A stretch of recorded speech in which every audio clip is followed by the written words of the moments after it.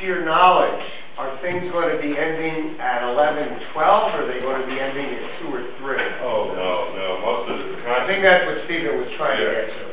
No, generally most concerts end by 11:30. Did someone ask for a problem?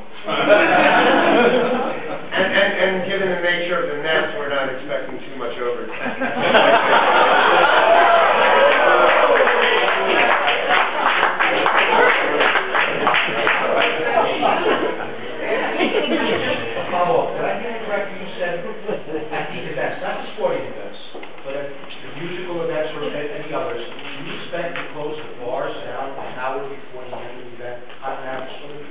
What happens with most concerts, people aren't, they come in, doors open say an hour before the concert starts, they generally have dinner, they have a couple of drinks, whatever, they go into the concert and they're there. A few people get up and come back down, but these guys even start cutting bars off at a certain time. Yeah. Also should be important to note that depending on the type of show, if it looks like there might be some rowdy behavior, they're all going to coordinate and shut the bars down early. That's one of the things about the flexibility and the communication that's very important. And I will tell you, just from experience, this is probably I think it's my 10th building that I would have worked in, and I have done that before several times where even when people are coming into a certain show, it's a certain type of concert, and they're coming in and they're a little unruly. We cut off right then and there. We get with the promoter and we cut them off. So it has happened, and we do look at that. I'm not sure if I got an answer to the part of my question about would your organization consider an 11 o'clock cutoff? I think you're asking for a cutoff for the end of the event. For the end of the end of the service of liquor. So you're describing concerts that end by 11:30. You cut it off before an hour before. By that description, you'd have a 10:30 p.m. cutoff. What would be wrong with the community asking for receiving an absolute 11 p.m. cessation of liquor sales at the bar? Well, I couldn't commit to a time like that today.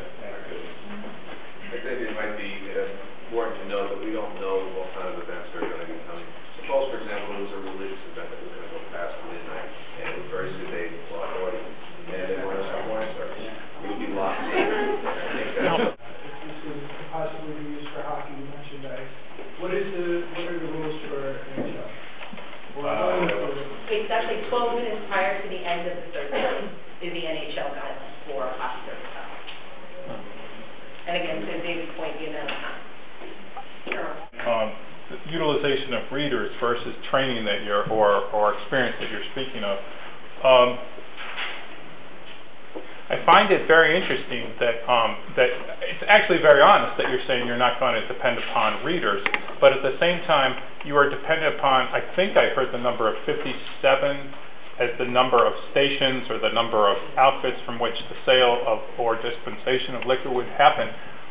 That at least, I'm not a mathematician, but it at least leaves 57 variables for someone to commit human error in the checking of an identification.